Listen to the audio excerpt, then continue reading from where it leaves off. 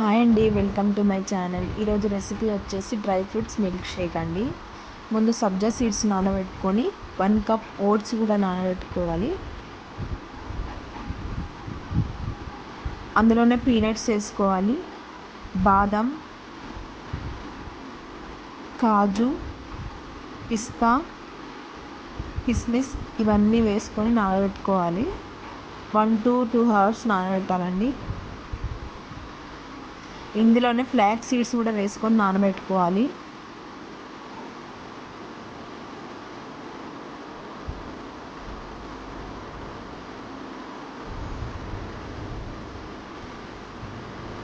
Line dates కూడా వేసుకోవాలండి.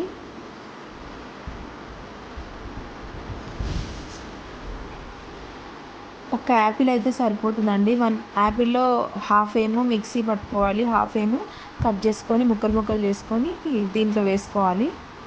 అలాగే దీంతోపాటు బెల్లం కూడా వేసుకోవాలండి.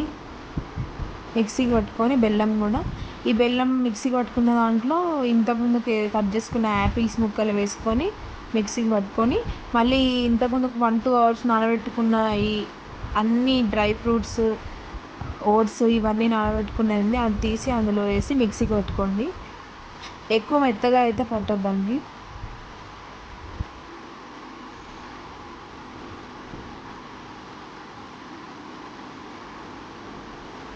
చూసారు కదా, స్పూన్తో బాగా ఒకసారి కలుపుకోండి.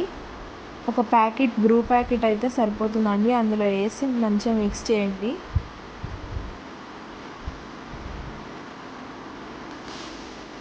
ఇది డైట్ వాళ్ళకైతే చాలా యూజ్ అవుతుందండి.